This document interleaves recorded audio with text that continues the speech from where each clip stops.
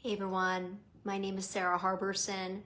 I'm America's College Counselor. This is a rapid fire Q&A Facebook Live, which got me started many years ago.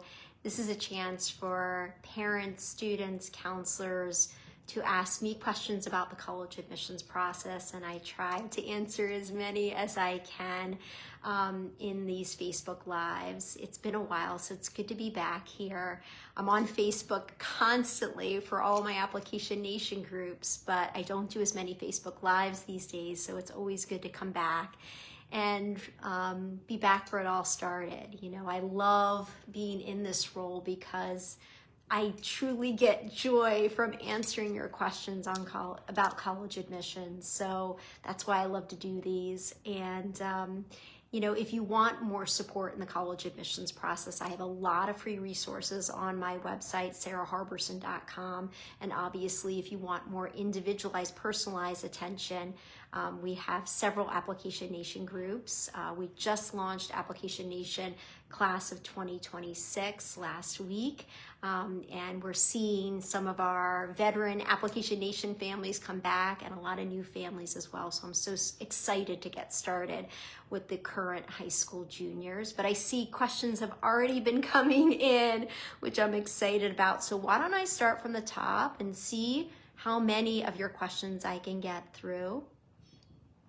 All right, let's start with Stacy's. My junior student will not take an AP class until senior year despite being at a school that offers lots of AP classes. Would it benefit her to take a class at a community college this summer as a way to demonstrate her ability to succeed in college level coursework? Okay.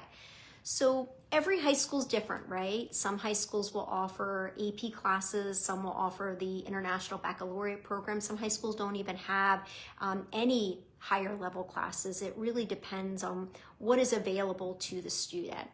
If your daughter is interested in challenging herself, I think the best way to do that is to use her high school first and foremost. So I would recommend introducing possibly one or two AP classes if she's able to do that for senior year. Those are going to be the most respected.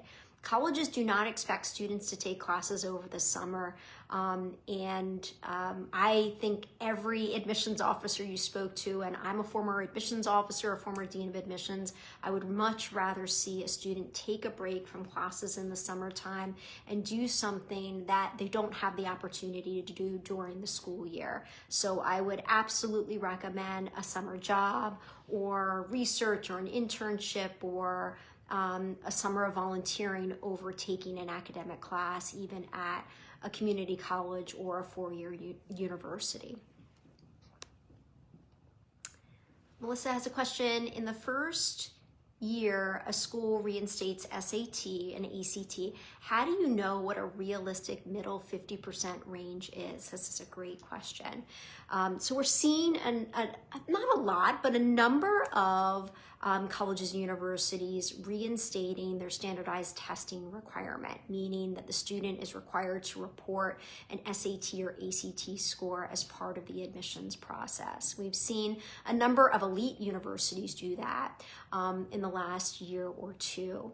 So how do you know if your score is strong enough for that college? And what's that middle 50% range? Is it accurate? Well, the middle 50% range, if you're curious about it, is going to be the middle 50% range of average scores of admitted students.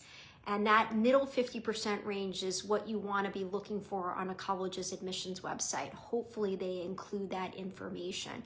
What we've been seeing over the last 5 years, where a lot of colleges have gone test optional, especially the more selective ones, is that the middle 50% range for SAT and ACT scores of admitted students tends to keep going up and up. And a lot of people feel the reason for that is that the college and university is actually picking those students with the higher scores to bump up those averages. I think for a college that just reinstated their testing, though, you can still use last year's 50% range of scores for admitted students. I think that's still a very good gauge of things. And you also want to remember that a college never wants their average test scores to go down. They always ideally want them to go up. That's the thing about this admissions process. Those colleges and universities, they always want to make themselves look good and look as competitive as possible. So I can't imagine a college is going to be happy with seeing their average scores go down significantly, maybe stay the same, or again, continue to go up. So I would still continue to use last year's as a gauge, but ultimately, if you're coming from what we call an overrepresented background, an overrepresented state for that college or university, and especially if you're applying in early action or regular decision where the scores tend to be even higher for the admitted students, you want to make sure your scores are on the higher end of that 50% range and maybe even in the top 25% of scores of admitted students.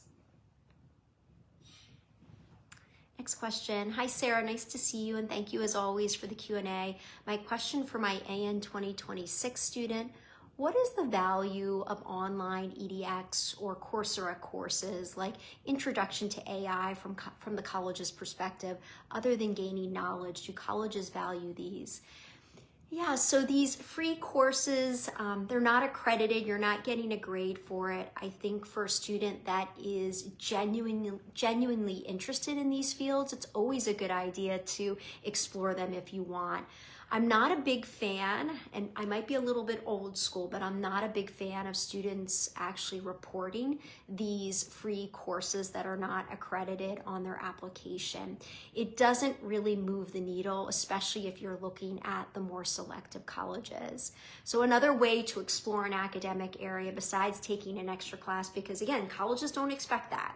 They just want you to ideally take advantage of what's being available at your high school. That's all they expect.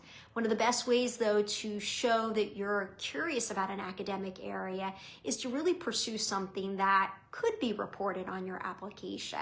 So it could be a part-time job or a summer job or a research opportunity or being an assistant or volunteering in an industry that lines up with your major choice. I think that is a better way to spend your time.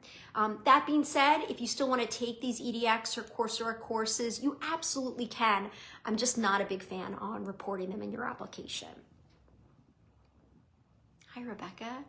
If a student elects to take AP courses, particularly math and science, rather than pursue the IB diploma at an IB school, will this reflect badly on the student? Okay, there are a lot of high schools out there, and we have a big public high school in my community that offers both a full range of AP courses and the IB program, the International Baccalaureate Program. You know, if you were to poll admissions officers at colleges and ask them, which curriculum do you prefer? Which is more respected? Is it the AP courses or is it the IB program? Most admissions officers are going to try to stay pretty neutral on this because they know that some students choose the AP curriculum over the full IB program for a variety of reasons. One of which is if you're interested in being a science major or an engineering major, taking the same science for 11th and 12th grade can really limit you to get exposure to other sciences. So that's one reason why some students choose the full AP curriculum. You just have to remember that if a student does the full IB diploma, that is a very intense program. The student is usually carrying about 7 courses in 11th and 12th grade. And if you end up taking AP classes instead, because it gives you more flexibility, and a lot of students can make that argument and a lot of admissions officers will accept that argument. If there are students doing the full IB diploma at your high school and they're taking 7 core classes or at least 6 classes plus the theory of knowledge class, it almost forces that student to take that many AP classes, and both options are really demanding, so it takes a very special student to do that. But I think if you're taking a full AP curriculum, especially senior year or maybe junior and senior year, it is pretty much equivalent to the full IB diploma program, and so students should choose one or the other depending on what is best for them. Hi, Stacy. I believe you mentioned in one of your calls that we should not disclose a learning disability on an application, even if the student has successfully navigated through it. Is that accurate? Yeah, it still is. That is still my advice. I should say, Stacy. It's interesting because so much has evolved in students going to college, and there are so many great resources on a college campus for students with learning disabilities and for other issues, and lots of support for mental health on a college campus. The tough thing is that the admissions office, and they will never admit to this, it's almost like they are not really evaluating applications in the way that they should be. They're almost like 5 or 10 years behind the rest of that college campus.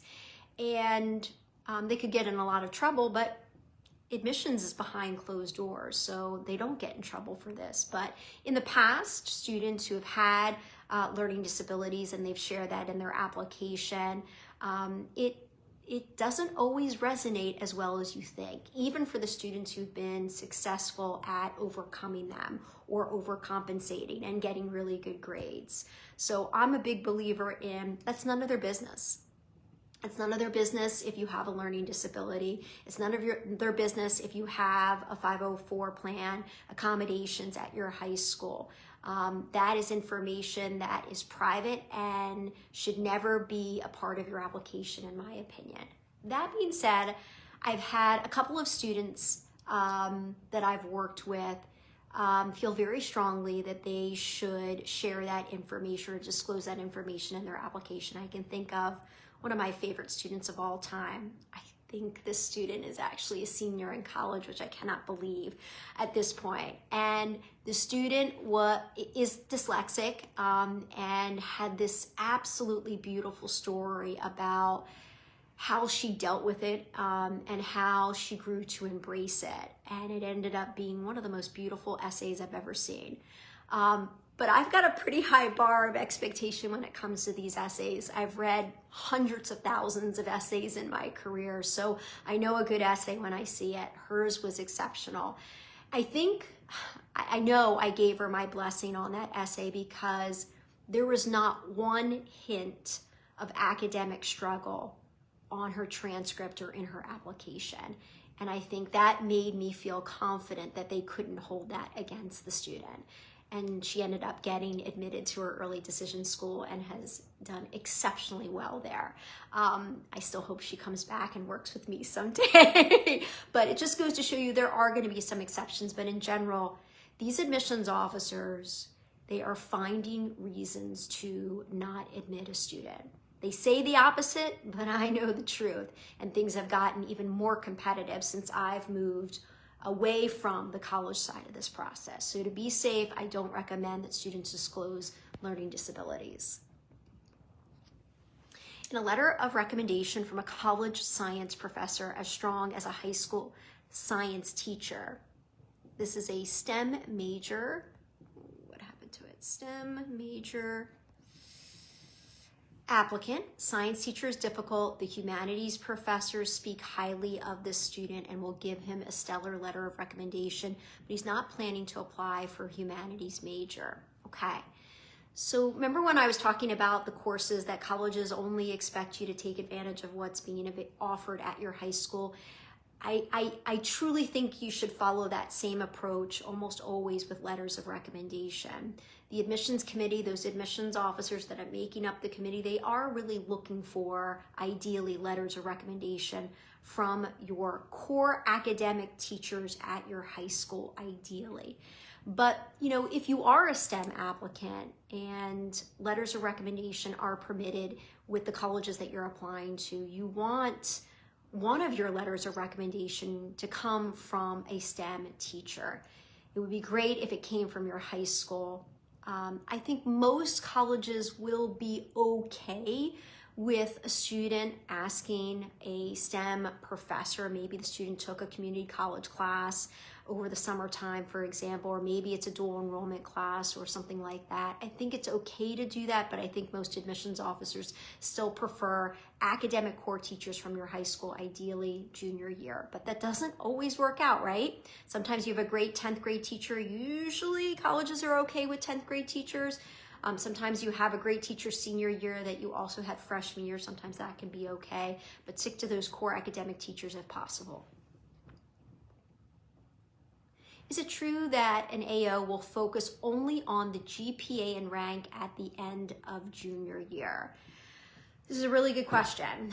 There are a couple of exceptions out there, but not many. Almost every single college in the country is going to be looking at 9th grade courses and grades, 10th grade courses and grades, 11th grade courses and grades, senior year courses, and especially if you are in a regular decision applicant pool, and sometimes if you've been deferred from early to regular or even an early decision 2 pool, almost always those colleges are going to see some senior year grades as well. Even some early decision programs are going to require first quarter grades of senior year. So all 4 years of high school matter, the courses and the grades.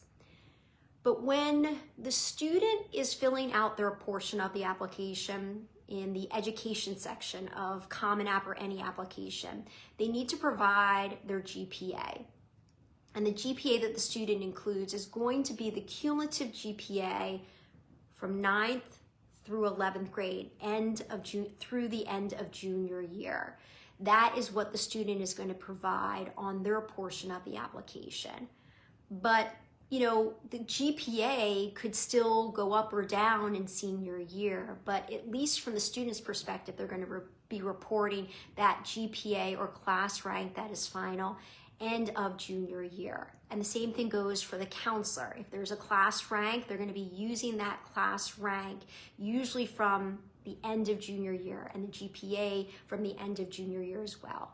But because materials come in after the student submits their application, first quarter grades, first semester grades, the GPA and the rank could fluctuate. But generally speaking, yes, the cumulative GPA from the end of junior year is kind of the one on the books. But the fact of the matter is that doesn't tell the full story. Admissions officers are trained to look at every core academic class, 9th through 12th grade, and the grades in those core academic classes. So they're not just looking at your GPA and saying, oh, the student is competitive or the student isn't. They really have to spend time on that high school transcript. I am a speed reader because of what I've done for the last 25 years, read applications. I can read a 650-word essay in about 10 seconds if I need to, but when it comes to the high school transcript, it takes me the longest to evaluate that high school transcript because there are so many nuances. What classes the student took, what courses and curriculum are offered at the high school. So if you were to ever watch me review a full application, you will see me speed reading through most of the application because I can. But when I get to that transcript, I really have to slow down because there's so many little pieces to that transcript and so many nuances as well. Senior year class selection school doesn't offer AP Spanish. Currently, this is an AN 2026 student and is doing dual enrollment Spanish. For next year, one option is Spanish at the college level nearby or college prep Latin 3. So I assume, the student took Latin in 7th, 8th, and 9th grade. There's a Latin AP as well, but may need special permission. What would you recommend looking to apply to selective STEM programs? So great question. I get a lot of questions about foreign language.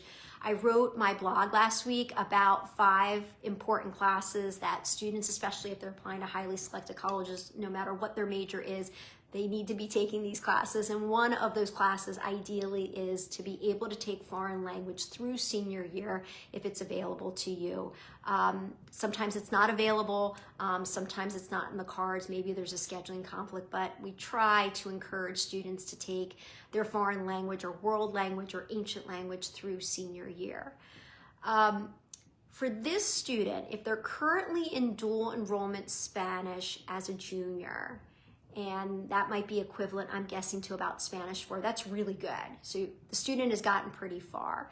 Yeah, I would love to see the student take online AP Spanish through LanguageBird or UC Scout or Stanford Online if it works with their schedule. That would be perfect, because if the high school doesn't offer it and they're going above and beyond their high school, it sends a really nice message. Another option would be take Spanish at your local community college or your local four-year university. The community college is going to be a much cheaper class, and admissions officers really appreciate that. They don't want students and families spending a lot of money on a college class, and it almost looks a little too privileged when you do that. So community college is another option. I would just warn students and parents and counselors, if you're watching, if a student is going from a high school Spanish class or even a dual enrollment class, I just want to make sure that if they take a community college class, that it's the right level for that student. We know that the high school Spanish is not going to be perfectly aligned with the Spanish that's offered at a local community college or a local four-year university. So I would just want to make sure the student is getting placed in the right class. A lot of times they can take a proficiency exam before they begin the class. So those would be my best recommendations.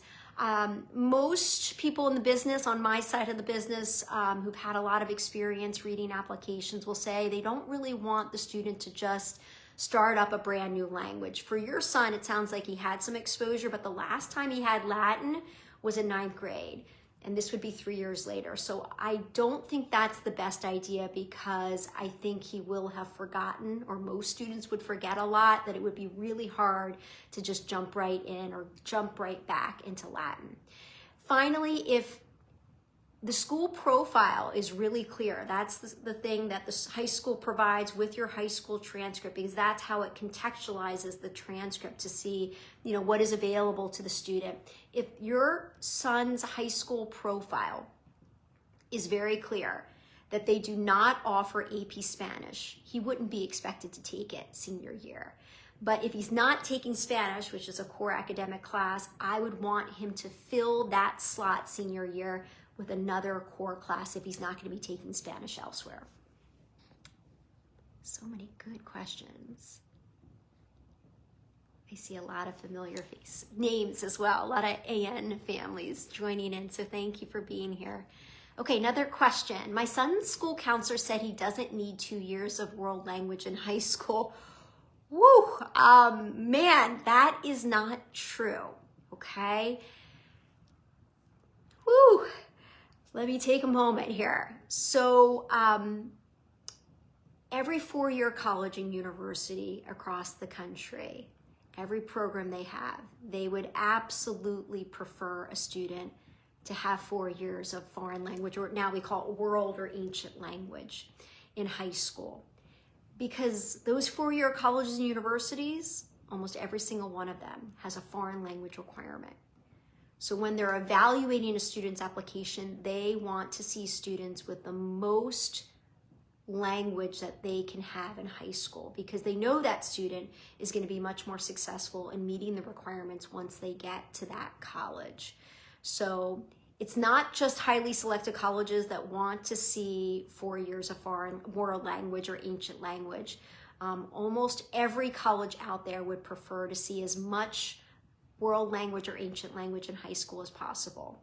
I like to show the example of the University of Delaware, which is not a highly selective college. It's got a fairly generous acceptance rate. It's still, I want to say, in the 60% range in terms of their acceptance rate, or it was last year. So this is a college that a lot of different types of students can apply to. If you look at their admissions website, they recommend 4 years of a world or ancient language. So there's a college with a more generous acceptance rate, and they still want to see that. So if the school counselor at the high school is saying, you don't need 2 years or you only need 1 year, please listen to me on this, because you're going to be a much more competitive applicant, or your child will be, if they continue to take all 5 core academic classes through senior year. Core academic classes would be English, math, science, history or social studies, and then world language or ancient language. For college essay, do we pick something related to academics or extracurricular activities? Great question. So, I've read and evaluated close to 1 million college essays in my career. That is something that I know inside and out. And I can tell you that when you get to that personal statement, sometimes called the main essay, sometimes called the Common App essay, it's basically the essay that almost all the colleges are going to accept and read. You want to write your college essay about yourself that is not mentioned anywhere else in your application. Because that personal statement, that main essay, that Common App essay is there to speak directly to that admissions committee about something that if you didn't write about it, they would never know that about you. So I have this whole approach when I'm working with my students in Application Nation. I say layer, not hammer. And what I mean by that is you want to view the application like this beautiful layering effect about yourself, so that when the admissions officer is reading your application, with each section, they're learning something new about you. If you write your essay about something that's already in your application, like an activity or an academic interest, especially the personal statement, it's not supposed to be about your academic interest, by the way. That's what some supplemental essays are for. If you write about an academic interest, or if you write about an extracurricular activity for your main essay, all that does is hammer, hammer, hammer. And when the admissions officer gets to that essay, they go, oh my gosh, no. They don't want to read about something that's already being represented. Now, a college that has supplemental essays, a lot of times there's going to be an essay about your academic interests. Save that for the supplemental essay. Sometimes there's even going to be a college supplemental essay about your most meaningful extracurricular activity. So save that extracurricular activity for supplemental essays. Save your academic interest for supplemental essays. When it comes to that personal statement, that main essay, that Common App essay, make sure you're writing about something that doesn't show up anywhere else in the application. Layer, layer, layer, instead of hammering, hammering, hammering. A hammered application is not nearly as interesting to read as that layered application is. Our high school profile only lists SAT averages. AN 2026 will be providing ACT scores instead. Will this be negatively impacting his application? Not at all, but my goodness, the high school counseling office or college counseling office or guidance department, whatever they're called, they should be capturing both. It's not a big deal, but they really have a responsibility to capture both SAT and ACT averages. If they're going to do one, they should do the other. And I guarantee them that there are students at that high school who are taking both types of standardized tests. And here's just a little follow-up. Colleges and universities have absolutely no preference about which standardized test you take. It's one or the other. Take the test that you're going to do your best on. If a student gets deferred from a college that they are very interested in attending, would you suggest sending updated information to the college and for the student to share the school is their top choice? Okay. So if a student gets deferred from an early round to regular decision, it means that their application is going to be reviewed again and evaluated in that regular decision applicant pool. Any new information that comes in, if it's permitted by the college or university, will also get evaluated. Here are the things that matter if a college accepts updated or new information after you've been deferred. First semester grades of senior year. If the student has done exceptionally well first semester of senior year and they got deferred, that is only going to strengthen their chances of admission and strengthen their application. If it is permitted, I recommend what's called a letter of continued interest. I recommend writing an old-fashioned letter that can be submitted electronically, where you're writing to the admissions committee and you're talking about who you are as a student after being deferred. You talk about any new information that you want to share, any updates, whether it's new scores, a new award, a new leadership role, a new internship. You can even reference your grades. And if that is your first choice college and you would enroll if they admit you in regular decision, you absolutely want to state that in that letter of continued interest. So if the college permits it, absolutely, and you want to try to get that letter of continued interest in now, like by the end of January. You don't want your application being reviewed again without that information in it. Why are so many kids in the class of 2025 getting deferred even with amazing statistics? Oh my gosh, right? Yeah. Why is this? Well, there's so many reasons why. The first reason is, there's so many reasons. Okay, first reason is there are some colleges and universities that are super, super popular right now. And a lot of them are large public and private universities that have early action programs. So that's number one. Number two is a lot of those nationally known universities that have early action specifically are getting more applications than ever before. You know, some of these large public universities with early action, for example, are getting a record number of applications and have been for several years. So it's getting more and more competitive. Another reason why all of these super competitive students are getting deferred. The deferral process is almost kind of like,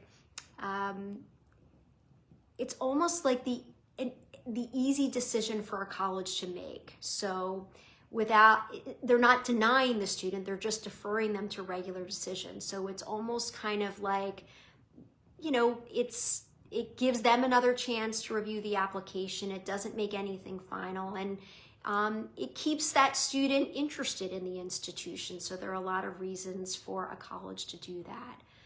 I think also there have been some rumors, especially for some of the very large public universities that have very large early action applicant pools. I'm not going to name names, but there was one for many years, and I would say there's one this year, where a lot of people in our industry believe that they are deferring or postponing so many students, and some of them highly competitive students, to regular decision because they simply could not get through all of the early action applications in the time that they had. So there are a lot of reasons for this, but if you get deferred to regular decision, see if they do accept updates or a letter of continued interest or first semester grades. Those are all ways where you could improve your chances of admission. Most colleges are not going to give you acceptance rates of students who get deferred versus regular decision applicants, but most colleges and universities are not going to give you an exact number, but often they will say that the acceptance rate for deferred applicants is about the same as applicants who apply regular decision, so keep that in mind. All right. How should we be thinking about our approach with California-based private schools who have historically a small representation of students enrolled from Pennsylvania? Okay, a couple things in mind. I don't know if this is what you meant, but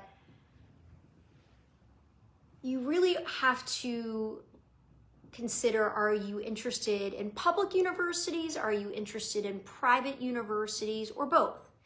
But if you are looking at a state or public university, almost always they are going to favor in-state students who live in that state and have residency. So for example, the University of California system, they are always going to admit more students from the state of California. But you see this going on all across the country as well. University of North Carolina, Chapel Hill, for example, they have a quota. They have to have a certain percentage of students who are from North Carolina. So when you're looking at state and public universities, it's the student coming from in-state is always going to have better odds of admission than the student coming from out-of-state. For a private college or university, they don't have that pressure. In fact, they want to be as geographically diverse as possible. So they want to be able to brag, ideally, that they have all 50 states represented in their freshman class. You just want to be aware of the fact that certain states are going to be more represented in an applicant pool than other states. I just did a reel on this. I think we posted it maybe last week. In fact, you know, if you're coming from the Northeast, if you're coming from the East Coast, if you're coming from Texas and a couple of big states in the Midwest, like Illinois, for example, if you're coming from California, these are states that generally are overrepresented in almost every college's applicant pool. So a state like Pennsylvania or a state like New Jersey, where I grew up, super competitive, and you just want to be aware of that as you build your college list, because if you're coming from an overrepresented state, you always want to be a little bit more conservative and cautious about your college list. Okay, one more question. My daughter has gotten fairly great offerings from multiple colleges, but is struggling to narrow down her options. What variables should she be looking for to narrow down her choices? Wonderful. It's so good to hear that she's got some great offers out there. So a couple of things to keep in mind. She might still be waiting to hear from a couple more schools. I would absolutely encourage our high school seniors who are listening and who are parents of high school seniors, you've got time. Unless the student applied early decision, the student has until May 1st to make a decision about enrollment. That's when the enrollment deposit is due. So I would encourage students to wait to get all of their admissions decisions back. Then you get to look at what programs you got admitted to. If you got a merit scholarship here, if you got a need-based financial aid offer there, you want to put all of your options on the table. You also want to be able to go back or visit that college that admitted you after being admitted. So even if you visited that college, you want to go back as an accepted student because your perspective could be very different. You could change your mind. You could see that college differently. So all these colleges are going to have what are called admitted student programs. It's usually going to happen in the spring leading up to May 1st. Go back. You may not be able to go back to all of your top choices, but I would encourage you to try to narrow down the list and revisit or visit for the first time your top 2, 3, 4, 5 colleges, because that's going to really help you make a decision. I also think that it's important to look at graduation rates and retention rates for the colleges that are on your final list. Graduation rates, it should be fairly high, that students are graduating at a high rate. So I like a graduation rate to be ideally 80% or higher. And then I also want you to be looking at retention rates. That represents how many students return to that college for sophomore year. That should also be in the 80 to 90% range ideally. If it's lower than that, that means a lot of students are dropping out or transferring out. We want our kids to end up at colleges that are going to give them a degree in a timely way and also support them and make them want to stay there. Another thing that I think you should be looking at is the financial stability of the institution. And you can look at different sources like S&P and different ratings like, it's escaping me right now, but there are different financial ratings that colleges and universities will get. Moody's is the word I was looking for. You can also look at the school newspaper or the local newspaper, because if the college is struggling financially, it's going to be in one of those papers. So take a look at that. And you can access them online or pick one up when you're visiting campus. So take your time. You have until May 1st.